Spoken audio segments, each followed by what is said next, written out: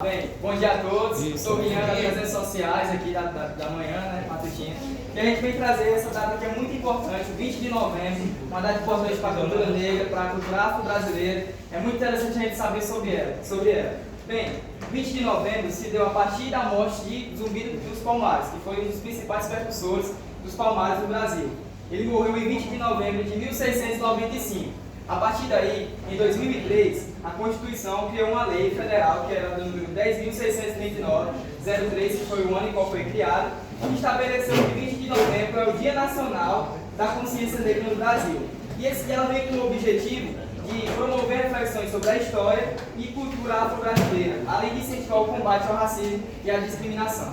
Bem, como a gente entra nessa questão do racismo, a gente traz aqui um dos maiores exemplos hoje em dia do nosso Brasil, que é o Vini Júnior, um dos jogadores que está voando aí no Real Madrid, acho que praticamente todo mundo aqui conhece, e ele sofre constantemente com atos racistas na Espanha. Praticamente quase todo jogo ele sofre ataque racista. Então, isso é algo que a gente tem que conscientizar a nossa população. A gente sabe que essa data bem importante, que é 20 de novembro, ela vem para isso, para conscientizar, para quebrar esses estigmas, para quebrar isso do racismo. Porque essa cultura, a cultura afro-brasileira, o povo negro, ele tem muito, e é muito da nossa cultura. A gente traz aqui religiões, a gente traz na cultura, tradição, comida, música, luta, jogos e brincadeiras. Está em praticamente tudo na nossa sociedade. Então é importante a gente saber respeitar a cultura do outro. Porque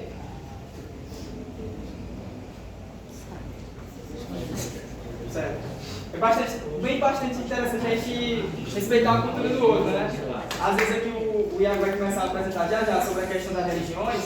Muita gente diz que é macumba, isso é aquilo. Mas a gente tem que lembrar que o nosso país, o Brasil, é um país laico. E sendo um país laico, ele tem que respeitar, você tem que respeitar a cultura do outro. Porque a forma dele crer em algo é apenas a religião dele. Então a gente tem que aceitar, porque eu tenho a minha, eu sou católico, mas a gente sabe que tem católicos, cristãos, e tem pessoas que fazem parte dessa religião. Então a gente tem que respeitar, a gente tem que saber respeitar o próximo, principalmente as culturas que a gente está trazendo aqui para vocês.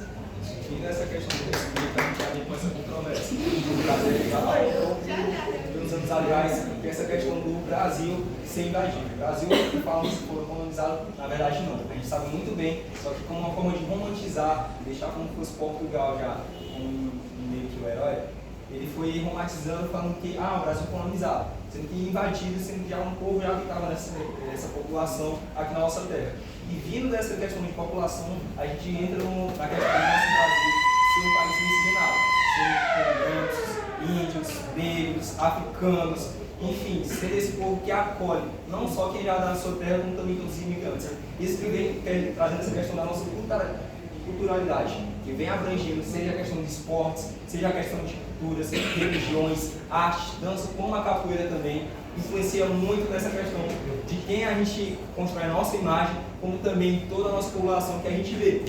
O pessoal que gosta desse minha street, o pessoal que já gosta mais formal, a gente tem que saber respeitar, né? Como um país democrático também, a gente vem ressaltando essa pauta, que é a questão do Dia da Consciência Negra. A consciência que vem graças a essa questão do racismo, que vem sendo estruturado, um racismo enraizado de milênios atrás, que até hoje, por mais que a gente tenha várias leis, várias questões, várias formas de tentar combater esse racismo e continua impregnado na sociedade. Ainda continua sendo muito pertinente até nos dias atuais e vai continuar sendo. Mas o importante é a gente ter essa consciência e passar essa visão que todos nós somos iguais, independente de cor, raça, fé e etnia, principalmente.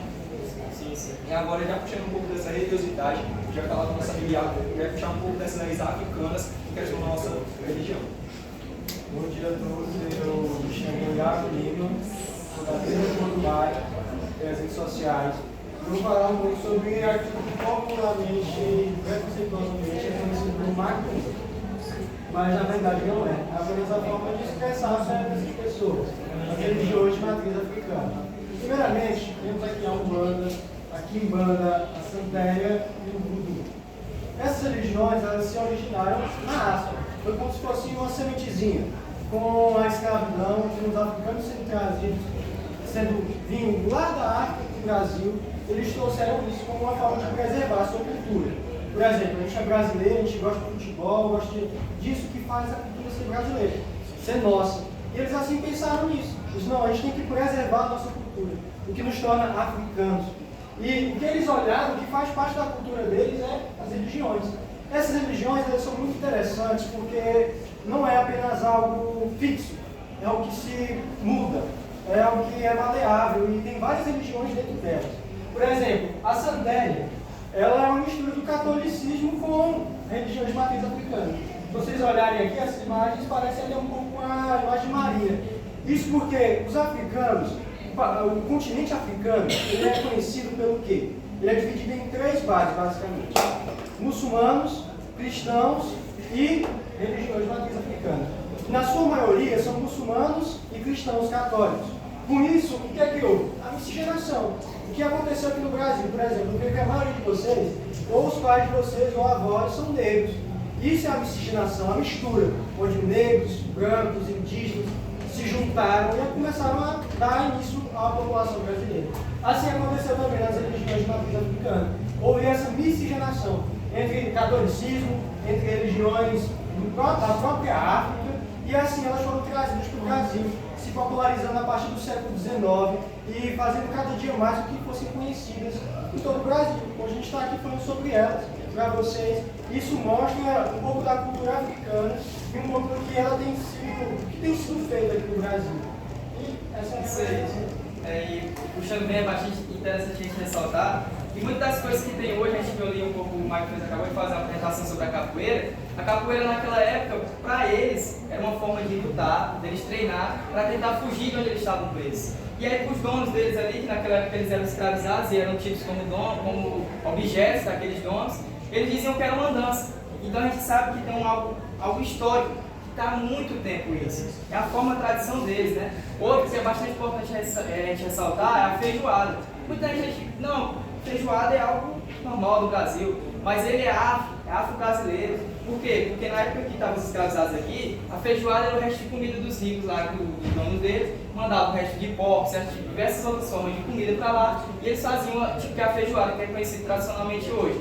Então é bastante interessante a gente ver que muitas coisas que são atuais hoje, que a gente gosta, que a gente ama, que é da nossa nação, é afro-brasileira, é da cultura negra, então a gente tem que dar a tamanha importância que deve ser dada. Isso já aponta realmente a questão da resistência, representatividade, culturalidade, que vai estar implementada em toda essa nossa questão, nossa sociedade brasileira. E já muito obrigado. Agradeço a atenção.